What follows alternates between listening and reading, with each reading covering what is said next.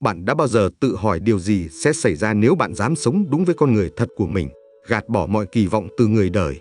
Chỉ một quyết định đơn giản chọn chính mình có thể khơi nguồn cho một cuộc cách mạng thầm lặng, làm rung chuyển mọi ngóc ngách trong cuộc sống của bạn. Khi bạn bước trên con đường hướng vào tâm hồn, những cánh cửa tưởng chừng khóa chặt bỗng mở ra, những con người phù hợp xuất hiện và câu trả lời đến đúng lúc bạn cần. Tất cả bắt đầu từ khoảnh khắc bạn chọn quay về với bản thân, lắng nghe tiếng nói sâu thẳm trong lòng. Nếu câu nói "tôi chọn chính mình" khiến trái tim bạn rung động, hành trình này dành cho bạn. Hãy cùng khám phá cách một lựa chọn có thể thay đổi số phận, biến cuộc sống thành bản giao hưởng của sự chân thật và ý nghĩa. Phần 1. Hành trình khám phá bản thân, bước đầu tiên để trở thành con người toàn vẹn. Khi bạn quyết định chọn chính mình, bạn không chỉ thay đổi cách sống mà còn mở ra một hành trình sâu sắc, nơi bạn trở thành phiên bản trọn vẹn nhất của bản thân. Đây là con đường hướng nội, nơi bạn đối diện với mọi khía cạnh của tâm hồn, từ những điều bạn tự hào đến những góc khuất bạn từng chối bỏ. Hành trình này, dù đầy thách thức, lại là chìa khóa để giải phóng sức mạnh tiềm ẩn bên trong, giúp bạn sống một cuộc đời không chỉ tồn tại mà thực sự rực rỡ. Chọn chính mình không phải là hành động ích kỷ, mà là một lời cam kết với sự chân thật, một lời hứa rằng bạn sẽ lắng nghe và tôn vinh tiếng nói sâu thẳm trong tâm hồn. Hành trình này bắt đầu bằng việc nhận ra rằng bạn không chỉ là những vai trò xã hội hay những kỳ vọng mà người khác đặt lên vai bạn. Bạn là một thực thể phức tạp, với những giấc mơ, nỗi sợ, niềm vui và cả những vết thương chưa lành. Việc chọn bản thân đòi hỏi bạn phải dũng cảm nhìn vào những phần của mình mà bạn thường né tránh, những cảm xúc bị kìm nén, những mong muốn bị lãng quên, hay những sai lầm bạn từng xấu hổ. Những khía cạnh này, dù khó chịu, không phải là kẻ thù. Chúng là một phần của bạn, và việc chấp nhận chúng chính là bước đầu tiên để trở nên toàn vẹn. Hãy tưởng tượng tâm hồn bạn như một ngôi nhà cổ kính, với những căn phòng sáng sủa bạn tự hào khoe ra và những góc tối bạn khóa chặt. Khi bạn chọn chính mình, bạn cầm chìa khóa mở những cánh cửa bị lãng quên ấy. Bạn bước vào, không phải để phán xét hay sửa chữa, mà để hiểu và ôm lấy mọi thứ thuộc về mình. Có thể bạn sẽ tìm thấy những nỗi buồn bị chôn vùi từ thời thơ ấu, những giấc mơ bị dập tắt vì sợ thất bại, hay những cơn giận bạn chưa từng dám bộc lộ. Những khoảnh khắc này không dễ dàng, nhưng chúng cần thiết. Chỉ khi bạn đối diện và chấp nhận những phần này, bạn mới có thể hòa hợp chúng vào con người mình, thay vì để chúng âm thầm chi phối cuộc sống. Một phần quan trọng của hành trình này là học cách cân bằng giữa các khía cạnh đối lập trong tâm hồn. Bạn có thể nghĩ về chúng như hai dòng năng lượng, một bên là lý trí, sự mạnh mẽ và hành động, bên kia là trực giác, sự nhạy cảm và khả năng chiêm nghiệm. Xã hội thường khuyến khích chúng ta nghiêng về một phía mạnh mẽ hơn, lý trí hơn, hoặc ngược lại, nhạy cảm hơn. Nhưng chọn chính mình nghĩa là nhận ra rằng bạn không cần phải chọn một bên. Bạn có thể vừa kiên định vừa dịu dàng, vừa logic vừa mơ mộng. Sự cân bằng này không chỉ mang lại hòa bình nội tâm mà còn giúp bạn đưa ra những quyết định sáng suốt hơn, bởi bạn đang sử dụng toàn bộ sức mạnh của tâm hồn mình. Khi bạn bắt đầu hành trình này, điều kỳ diệu xảy ra, thế giới bên ngoài dường như bắt đầu phản hồi. Những cơ hội bất ngờ xuất hiện, những con người phù hợp bước vào cuộc sống bạn, và những câu trả lời bạn tìm kiếm từ lâu bỗng trở nên rõ ràng. Đây không phải là phép màu, mà là kết quả của sự đồng điệu giữa nội tâm và vũ trụ. Khi bạn sống đúng với bản chất của mình, bạn gửi đi một tần số mới, và thế giới đáp lại bằng cách mang đến những trải nghiệm phù hợp với tần số đó. Một người bạn gặp tình cờ có thể nói điều bạn cần nghe, một cánh cửa công việc mở ra đúng lúc bạn sẵn sàng, hoặc một khoảnh khắc tĩnh lặng giúp bạn hiểu rõ điều mình thực sự muốn. Nhưng hành trình này không phải lúc nào cũng dễ dàng. Đối diện với những phần bị chối bỏ của bản thân đòi hỏi sự dũng cảm phi thường. Có những lúc bạn sẽ cảm thấy sợ hãi, nghi ngờ, hoặc thậm chí muốn quay lại con đường cũ nơi bạn sống để làm hài lòng người khác, nơi mọi thứ có vẻ an toàn hơn. Những khoảnh khắc này là thử thách, nhưng cũng là cơ hội để bạn khẳng định lại cam kết với bản thân. Mỗi lần bạn chọn tiếp tục, bạn trở nên mạnh mẽ hơn, không phải vì bạn đã chiến thắng nỗi sợ, mà vì bạn đã học cách bước đi cùng nó. Một trong những trở ngại lớn nhất trên hành trình này là thói quen tự phán xét. Chúng ta thường được dạy rằng một số cảm xúc, suy nghĩ hay hành vi là sai hoặc không thể chấp nhận được. Vì thế, khi đối diện với những phần này, bạn có thể cảm thấy xấu hổ hoặc muốn phủ nhận chúng. Nhưng sự thật là không có phần nào của bạn là sai. Mỗi cảm xúc, mỗi suy nghĩ đều có lý do tồn tại, đều mang một thông điệp. Nỗi giận có thể đang bảo vệ bạn, nỗi buồn có thể đang giúp bạn chữa lành, và những ước mơ dường như viển vông có thể là lời thì thầm của tiềm năng chưa được khai phá. Chọn chính mình nghĩa là học cách lắng nghe những thông điệp này mà không phán xét, để chúng dẫn bạn đến sự hiểu biết sâu sắc hơn về bản thân. Hành trình khám phá bản thân cũng dạy bạn rằng sự toàn vẹn không đồng nghĩa với hoàn hảo. Bạn không cần phải trở thành một phiên bản lý tưởng, không tì vết. Thay vào đó, toàn vẹn là việc chấp nhận mọi khía cạnh của mình, cả những điều bạn yêu thích lẫn những điều bạn từng muốn giấu đi. Khi bạn làm được điều này, bạn sẽ cảm nhận được một sự tự do mới. Bạn không còn cần phải chứng minh giá trị của mình với người khác, bởi bạn đã tìm thấy giá trị đó trong chính tâm hồn mình. Sự tự do này mang lại sức mạnh để bạn sống một cách chân thật, không bị ràng buộc bởi những kỳ vọng bên ngoài.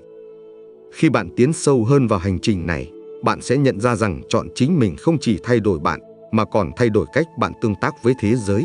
Những mối quan hệ của bạn trở nên chân thành hơn, bởi bạn không còn tìm kiếm sự công nhận từ người khác.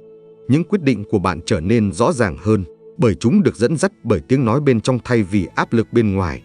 Và quan trọng nhất, bạn bắt đầu cảm nhận được một cảm giác bình yên, không phải vì cuộc sống đã trở nên hoàn hảo, mà vì bạn đang sống đúng với con người thật của mình. Hành trình này không có điểm kết thúc cố định, nó là một quá trình liên tục, nơi bạn không ngừng khám phá, học hỏi và phát triển. Mỗi bước đi là một cơ hội để bạn hiểu thêm về bản thân, để hòa hợp những mảnh ghép của tâm hồn và sống một cuộc đời trọn vẹn hơn. Và mỗi lần bạn chọn chính mình, bạn không chỉ thay đổi số phận của mình, mà còn góp phần vào sự chữa lành của thế giới xung quanh.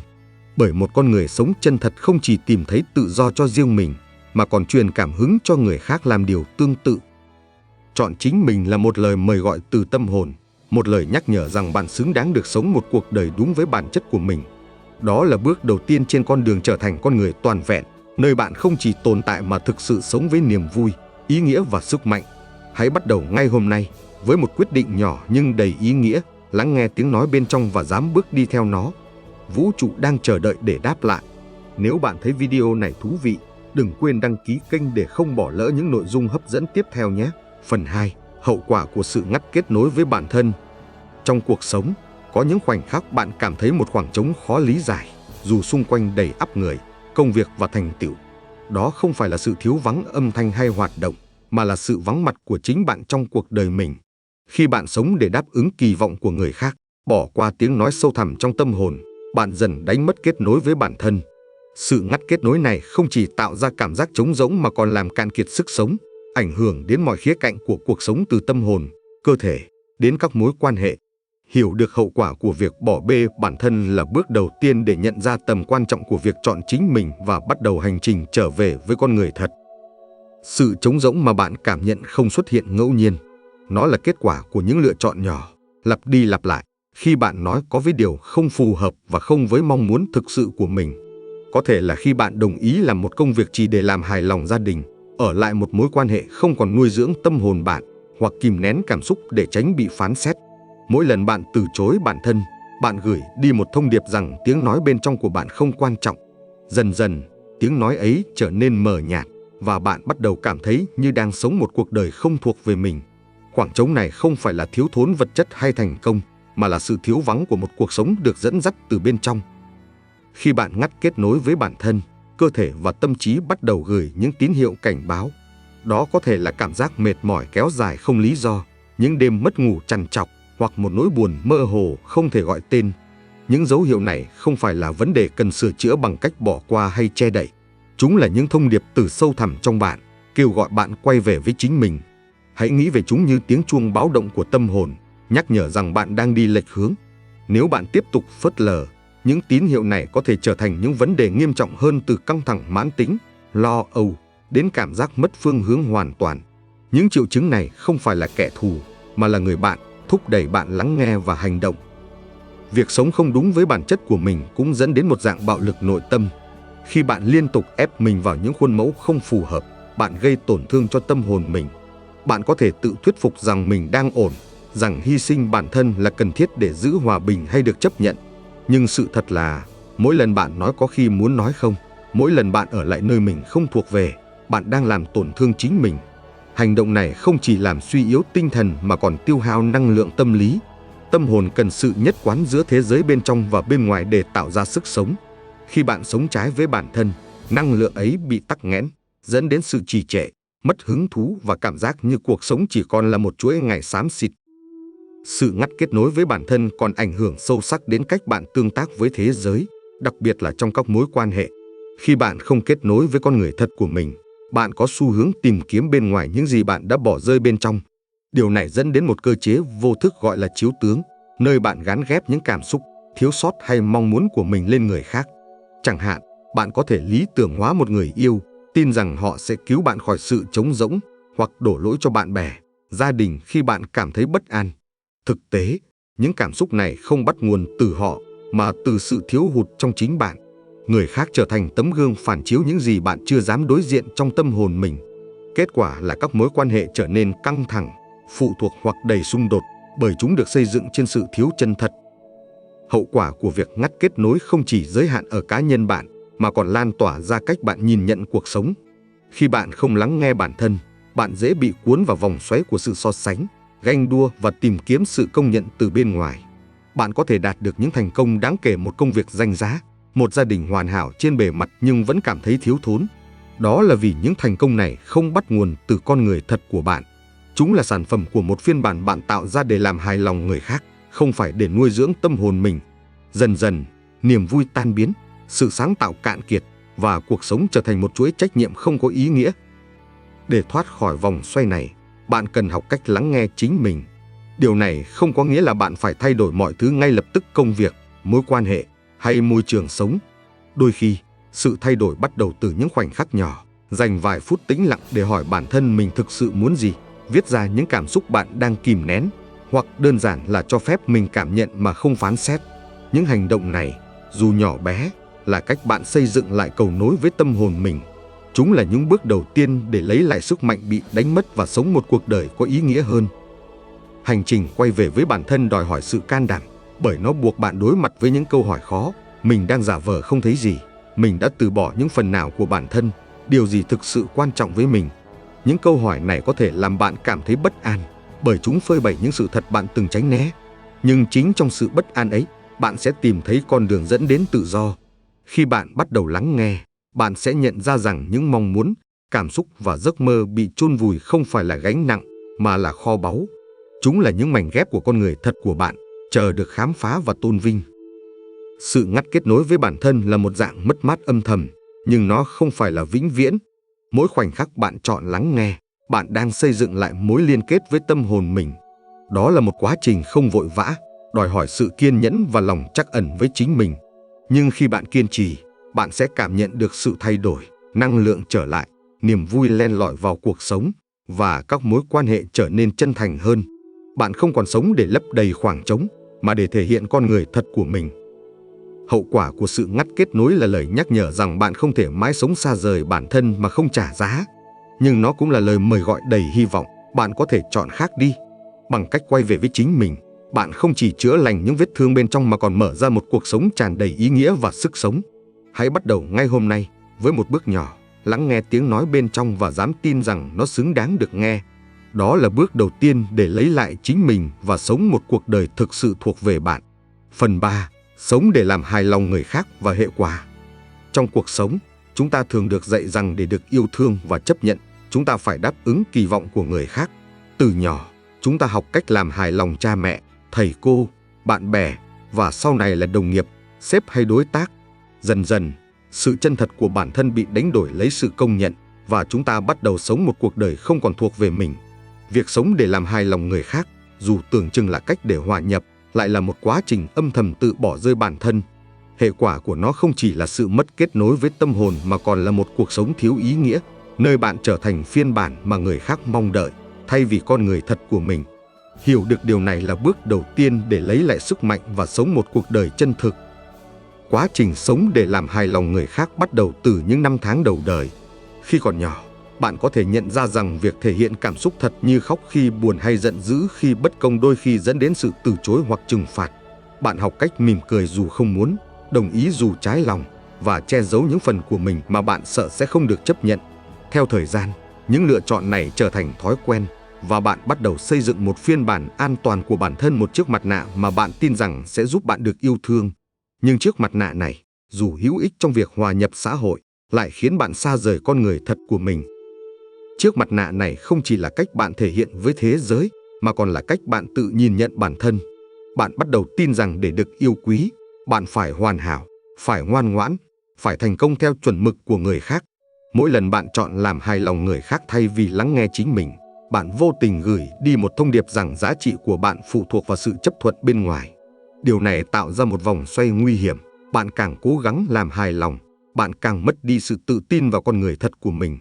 Tâm hồn bạn dần bị bóp nghẹt và một cảm giác trống rỗng, giả tạo bắt đầu len lỏi vào cuộc sống. Hệ quả của việc sống để làm hài lòng người khác là một trạng thái căng thẳng nội tâm kéo dài. Bạn liên tục đấu tranh giữa mong muốn được chấp nhận và tiếng nói bên trong kêu gọi sự chân thật. Mỗi lần bạn nói có khi muốn nói không, mỗi lần bạn ở lại một nơi không phù hợp chỉ để tránh làm ai thất vọng, bạn đang làm tổn thương chính mình. Những lựa chọn này, dù nhỏ bé, tích tụ theo thời gian và dẫn đến một cảm giác bất an sâu sắc. Bạn có thể đạt được thành công, có những mối quan hệ bề ngoài hoàn hảo, nhưng bên trong, bạn biết rằng mình đang sống một cuộc đời không thực sự là của mình. Sự giả tạo này làm mở đi niềm vui, dập tắt sự sáng tạo và khiến cuộc sống trở nên nặng nề. Một trong những tổn thất lớn nhất của việc sống để làm hài lòng người khác là sự mất kết nối với sức mạnh nội tại. Khi bạn liên tục đặt nhu cầu của người khác lên trên chính mình, bạn vô tình củng cố ý niệm rằng tiếng nói của bạn không quan trọng. Điều này làm suy yếu lòng tự trọng, khiến bạn nghi ngờ giá trị của mình và phụ thuộc vào sự công nhận bên ngoài để cảm thấy đủ đầy. Dần dần, bạn quên mất cách lắng nghe bản thân, quên mất những gì thực sự khiến bạn hạnh phúc hay những giấc mơ từng khiến trái tim bạn rung động. Cuộc sống trở thành một chuỗi trách nhiệm và nghĩa vụ, thay vì một hành trình khám phá và thể hiện con người thật. Hệ quả này không chỉ ảnh hưởng đến bạn mà còn lan tỏa đến các mối quan hệ. Khi bạn không sống đúng với bản thân, bạn không thể xây dựng những kết nối chân thành. Thay vào đó, bạn tạo ra những mối quan hệ dựa trên sự phụ thuộc, sợ hãi bị từ chối hoặc nhu cầu được công nhận. Bạn có thể cố gắng trở thành người mà đối phương mong đợi, nhưng điều này chỉ dẫn đến sự kiệt sức và oán giận. Những mối quan hệ như vậy thiếu đi sự chân thật, bởi chúng được xây dựng trên chiếc mặt nạ bạn đeo, chứ không phải con người thật của bạn. Kết quả là bạn cảm thấy cô đơn ngay cả khi được bao quanh bởi người khác, bởi không ai thực sự biết bạn và đôi khi chính bạn cũng không còn biết mình là ai. Để phá vỡ vòng xoay này, bạn cần dũng cảm chọn tính chân thật. Điều này không có nghĩa là bạn phải nổi loạn hay cắt đứt mọi mối quan hệ. Thay vào đó, nó bắt đầu từ những bước nhỏ, học cách nói không khi cần, dành thời gian để lắng nghe mong muốn thật sự của mình, hoặc dám thể hiện một phần của bản thân mà bạn từng giấu đi. Những hành động này đòi hỏi sự can đảm, bởi chúng đi ngược lại thói quen làm hài lòng đã ăn sâu vào tiềm thức. Bạn có thể sợ bị từ chối, bị phán xét, hoặc làm ai đó thất vọng. Nhưng chính trong những khoảnh khắc bạn chọn bản thân, bạn sẽ tìm thấy một sức mạnh mới, sức mạnh của sự toàn vẹn. Hành trình quay về với tính chân thật là một quá trình giải phóng. Nó đòi hỏi bạn tháo bỏ chiếc mặt nạ, từ bỏ những hình ảnh lý tưởng mà bạn đã xây dựng để làm hài lòng người khác. Điều này có thể đồng nghĩa với việc để một số mối quan hệ ra đi, thay đổi con đường sự nghiệp, hoặc đối mặt với những lời chỉ trích. Nhưng đổi lại, bạn sẽ nhận được một món quà vô giá, sự tự do để sống đúng với con người thật của mình. Khi bạn ngừng sống để làm hài lòng người khác, bạn bắt đầu sống cho chính mình. Bạn không còn cần sự công nhận bên ngoài để cảm thấy đủ đầy, bởi bạn đã tìm thấy giá trị trong tâm hồn mình. Khi bạn sống chân thật, một điều kỳ diệu xảy ra, thế giới xung quanh bạn bắt đầu thay đổi. Những người không còn phù hợp với con người thật của bạn có thể rời đi, nhưng những người đồng điệu sẽ xuất hiện. Các quyết định của bạn trở nên rõ ràng hơn, bởi chúng được dẫn dắt bởi tiếng nói bên trong thay vì áp lực bên ngoài.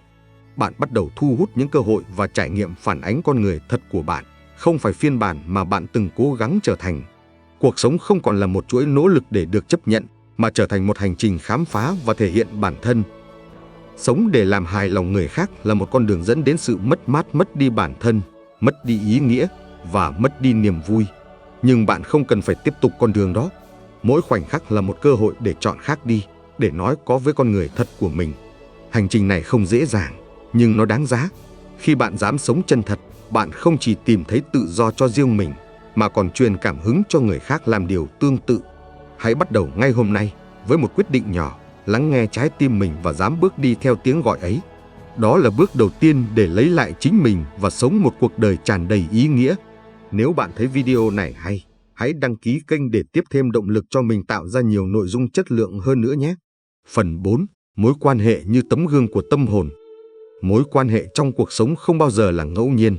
Mỗi người bạn gặp, mỗi kết nối bạn xây dựng, từ những mối quan hệ thân mật đến những tương tác thoáng qua, đều phản ánh một phần trạng thái nội tâm của bạn.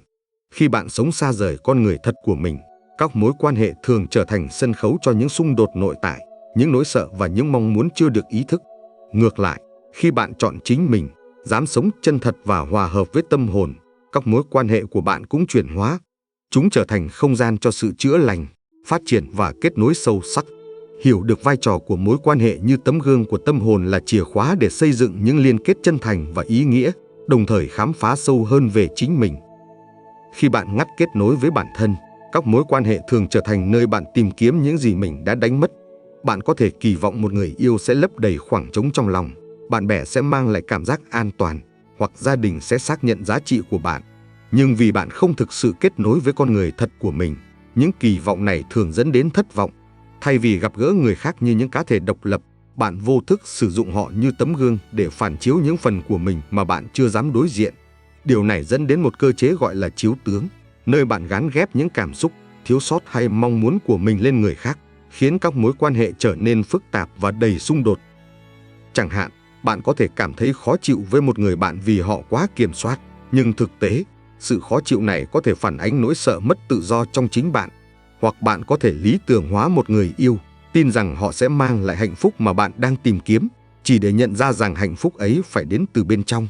Những phản ứng này không xuất phát từ người khác, mà từ những khía cạnh chưa được ý thức trong tâm hồn bạn. Khi bạn không nhận ra và chấp nhận những phần này của mình, bạn sẽ tiếp tục gặp phải những tình huống lặp lại những mối quan hệ căng thẳng, những xung đột không giải thích được, hoặc cảm giác cô đơn dù được bao quanh bởi người khác. Đây là cách tâm hồn bạn thúc đẩy bạn quay về với chính mình, thông qua những tấm gương của mối quan hệ. Chọn chính mình là cách để phá vỡ vòng xoay này. Khi bạn bắt đầu lắng nghe tiếng nói bên trong, đối diện với những cảm xúc, nỗi sợ và mong muốn của mình, bạn ngừng sử dụng người khác như công cụ để bù đắp những thiếu hụt nội tại. Thay vào đó, bạn gặp gỡ họ như những con người độc lập, với ánh sáng và bóng tối của riêng họ. Điều này không chỉ mang lại sự tự do cho bạn mà còn tạo ra không gian cho những kết nối chân thành. Bạn không còn cần người khác để cứu mình hay xác nhận giá trị của mình, bởi bạn đã tìm thấy giá trị đó trong tâm hồn. Kết quả là các mối quan hệ của bạn trở nên nhẹ nhàng hơn, ít phụ thuộc hơn và tràn đầy tình yêu thương thật sự. Hành trình chọn chính mình cũng giúp bạn nhận ra rằng bạn có quyền lựa chọn với ai mình kết nối.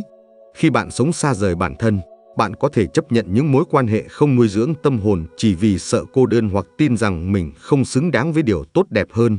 Nhưng khi bạn xây dựng lòng tự trọng từ bên trong, không dựa trên thành công hay sự công nhận, mà dựa trên sự hiểu biết và yêu thương bản thân, bạn bắt đầu đặt ra những ranh giới rõ ràng. Bạn học cách nói không với những mối quan hệ độc hại, những kết nối dựa trên sự phụ thuộc và những tương tác không tôn trọng con người thật của bạn. Điều này không phải là ích kỷ, mà là một hành động tự yêu thương, cho phép bạn tạo không gian cho những mối quan hệ thực sự ý nghĩa. Những mối quan hệ được xây dựng từ sự chân thật không phải lúc nào cũng hoàn hảo, nhưng chúng mang lại cảm giác tự do và phát triển. Trong những kết nối này, bạn không cần phải che giấu bản thân hay đóng vai một người khác. Bạn có thể yêu thương mà không sợ bị tổn thương, bởi tình yêu của bạn không dựa trên nhu cầu hay nỗi sợ, mà trên sự lựa chọn tự nguyện. Bạn ở bên người khác không phải vì bạn cần họ để cảm thấy đủ đầy, mà vì bạn muốn chia sẻ ánh sáng của mình và đồng hành cùng ánh sáng của họ. Những mối quan hệ này trở thành không gian để cả hai bên cùng trưởng thành, chữa lành và khám phá tiềm năng của mình. Khi bạn sống chân thật, một điều kỳ diệu xảy ra, bạn bắt đầu thu hút những người đồng điệu với con người thật của bạn. Những cuộc gặp gỡ dường như tình cờ, những kết nối sâu sắc hình thành một cách tự nhiên, và những người xuất hiện trong cuộc sống bạn mang đến những bài học hoặc sự hỗ trợ đúng lúc. Đây không phải là ngẫu nhiên, mà là kết quả của sự đồng bộ giữa nội tâm của bạn và thế giới bên ngoài. Khi bạn hòa hợp với tâm hồn mình, bạn gửi đi một tần số mới, và vũ trụ đáp lại bằng cách mang đến những người và trải nghiệm phản ánh tần số đó. Một người bạn mới có thể xuất hiện đúng lúc bạn cần chia sẻ, một đồng nghiệp có thể mang đến cơ hội giúp bạn tiến gần hơn đến ước mơ, hoặc một mối quan hệ tình cảm có thể nảy nở từ sự chân thành và tôn trọng lẫn nhau. Hành trình này cũng dạy bạn rằng mối quan hệ không chỉ là về người khác, mà còn là về chính bạn. Mỗi kết nối là một cơ hội để bạn hiểu thêm về bản thân, những nỗi sợ, những mong muốn và những phần của bạn vẫn cần được chữa lành. Thay vì hỏi tại sao tôi lại gặp người này, hãy tự hỏi phần nào trong tôi đã thu hút trải nghiệm này, và tôi cần trở thành ai để xây dựng những mối quan hệ mà tâm hồn tôi khao khát. Câu trả lời luôn nằm trong bạn. Khi bạn chọn chính mình, bạn không chỉ thay đổi cách bạn yêu thương người khác, mà còn thay đổi cách bạn yêu thương bản thân. Mối quan hệ là tấm gương của tâm hồn, phản ánh những gì bạn đang nắm giữ và những gì bạn cần buông bỏ. Khi bạn sống chân thật, những tấm gương này trở nên rõ ràng hơn, giúp bạn nhìn thấy bản thân với sự trung thực và lòng trắc ẩn. Bạn học cách yêu thương mà không kiểm soát, kết nối mà không phụ thuộc, và ở bên người khác mà không đánh mất chính mình. Hành trình này không chỉ mang lại những mối quan hệ ý nghĩa hơn, mà còn giúp bạn trở thành phiên bản trọn vẹn nhất của bản thân. Hãy bắt đầu ngay hôm nay bằng cách lắng nghe tâm hồn mình và dám sống đúng với con người thật. Khi bạn làm điều đó, bạn không chỉ thay đổi các mối quan hệ của mình, mà còn thay đổi cả thế giới xung quanh. Phần 5. Sự đồng bộ và mục đích sống. Khi bạn chọn sống đúng với con người thật của mình, một điều kỳ diệu bắt đầu xảy ra. Thế giới xung quanh dường như đáp lại với sự chính xác đáng kinh ngạc. Những cơ hội bất ngờ xuất hiện, những con người phù hợp bước vào cuộc sống bạn, và những sự kiện tưởng chừng ngẫu nhiên lại mang ý nghĩa sâu sắc. Đây không phải là phép màu, mà là hiện tượng của sự đồng bộ khi thế giới bên ngoài phản ánh trạng thái bên trong của bạn. Chọn chính mình không chỉ là hành động cá nhân, mà là một lời mời gọi vũ trụ tham gia vào hành trình của bạn, dẫn dắt bạn đến với mục đích sống thực sự. Mục đích ấy không phải là một đích đến cố định, mà là quá trình trở thành con người chân thật nhất của bạn, sống một cuộc đời tràn đầy ý nghĩa và hòa hợp. Sự đồng bộ xảy ra khi bạn sống đúng với tâm hồn mình, khi ý định, hành động và năng lượng của bạn hòa quyện thành một. Hãy tưởng tượng tâm hồn bạn như một nhạc cụ, và khi bạn điều chỉnh nó để phát ra âm thanh chân thật, thế giới bắt đầu ngân vang theo giai điệu ấy. Một cuộc trò chuyện tình cờ có thể mang đến câu trả lời bạn tìm kiếm, một cuốn sách xuất hiện đúng lúc khơi dậy cảm hứng, hoặc một người lạ bất ngờ trở thành người đồng hành quan trọng. Những khoảnh khắc này không phải là ngẫu nhiên, chúng là phản hồi của vũ trụ trước sự cam kết của bạn với con người thật. Khi bạn dám lắng nghe tiếng nói bên trong và hành động theo nó, bạn tạo ra một tần số mới, và thế giới đáp lại bằng cách mang đến những trải nghiệm phù hợp. Hành trình tìm kiếm mục đích sống bắt đầu từ việc nhận ra rằng mục đích không phải là thứ bạn tìm thấy ngoài kia, trong một công việc hoàn hảo, một thành công rực rỡ hay sự công nhận của người khác. Thay vào đó, nó là quá trình khám phá và thể hiện con người thật của bạn.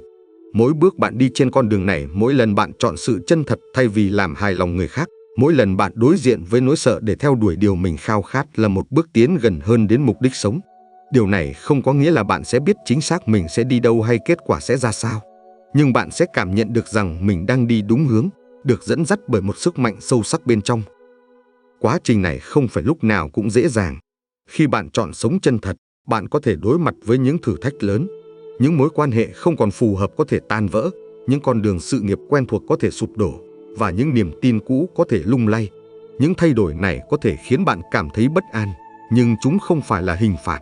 Chúng là sự thanh lọc, là cách vũ trụ dọn đường cho những gì thực sự thuộc về bạn. Hãy nghĩ về nó như việc dọn dẹp một ngôi nhà cũ, để có không gian cho cái mới. Bạn cần buông bỏ những thứ không còn phù hợp. Mỗi lần bạn vượt qua một thử thách, bạn trở nên mạnh mẽ hơn, không phải vì bạn đã chiến thắng, mà vì bạn đã học cách tin tưởng vào con đường của mình. Sự đồng bộ là minh chứng cho sức mạnh của sự tin tưởng này. Khi bạn sống đúng với tâm hồn, bạn bắt đầu nhận ra rằng cuộc sống không phải là một chuỗi sự kiện ngẫu nhiên. Một người bạn gặp đúng lúc bạn cần chia sẻ, một cơ hội công việc xuất hiện khi bạn sẵn sàng thử thách bản thân, hoặc một khoảnh khắc tĩnh lặng giúp bạn hiểu rõ điều mình thực sự muốn. Tất cả đều là những dấu hiệu rằng bạn đang đi đúng hướng. Những khoảnh khắc này mang lại cảm giác an tâm sâu sắc, không phải vì mọi thứ đã trở nên hoàn hảo, mà vì bạn biết mình đang sống hòa hợp với con người thật của mình. Bạn không còn cần phải ép buộc hay kiểm soát mọi thứ. Thay vào đó, bạn học cách buông tay và tin tưởng rằng vũ trụ đang đồng hành cùng bạn. Sống đúng với mục đích không có nghĩa là cuộc sống sẽ trở nên dễ dàng hay không có khó khăn. Trên thực tế, một số thử thách lớn nhất sẽ đến khi bạn quyết định sống chân thật. Nhưng những thử thách này mang ý nghĩa khác. Chúng là cơ hội để bạn trưởng thành, để bạn khám phá sức mạnh tiềm ẩn và củng cố cam kết với con người thật của mình. Mỗi lần bạn vượt qua một trở ngại, bạn không chỉ tiến gần hơn đến mục đích sống, mà còn xây dựng một niềm tin vững chắc rằng bạn có khả năng đối mặt với bất kỳ điều gì. Niềm tin này không dựa trên sự ngây thơ, mà trên trải nghiệm thực tế. Bạn đã chứng kiến vũ trụ đáp lại sự chân thật của mình, và bạn biết rằng mình không đơn độc trên hành trình này. Một trong những món quà lớn nhất của việc sống đúng với mục đích là cảm giác dòng chảy. Khi bạn hòa hợp với tâm hồn mình, cuộc sống trở nên ít kháng cự hơn. Những quyết định trở nên rõ ràng hơn, bởi chúng được dẫn dắt bởi tiếng nói bên trong thay vì áp lực bên ngoài. Những cơ hội xuất hiện đúng lúc, và bạn cảm nhận được sự dễ dàng trong cách mọi thứ diễn ra. Điều này không có nghĩa là bạn không cần nỗ lực, mà là nỗ lực của bạn giờ đây có ý nghĩa. Bạn không còn đấu tranh để trở thành người khác mong đợi, mà đang xây dựng một cuộc sống phản ánh con người thật của mình. Dòng chảy này mang lại một cảm giác bình yên sâu sắc không phải vì mọi thứ đã hoàn hảo, mà vì bạn biết mình đang ở đúng nơi, đúng thời điểm. Sự đồng bộ cũng là lời nhắc nhở rằng mục đích sống của bạn không chỉ là về riêng bạn. Khi bạn sống chân thật, bạn không chỉ chữa lành bản thân mà còn góp phần vào sự chữa lành của thế giới xung quanh. Sự chân thật của bạn truyền cảm hứng cho người khác, tạo ra một hiệu ứng lan tỏa. Một hành động nhỏ như việc bạn dám nói lên sự thật, theo đuổi giấc mơ, hay yêu thương bản thân có thể khơi dậy sự can đảm ở những người xung quanh. Bạn trở thành ngọn đuốc soi sáng, không phải vì bạn cố gắng tỏa sáng, mà vì bạn dám là chính mình. Đây là cách bạn thực hiện mục đích sống, bằng cách sống đúng với tâm hồn và để ánh sáng của mình lan tỏa. Hành trình sống đúng với mục đích là một quá trình liên tục, không có điểm kết thúc cố định.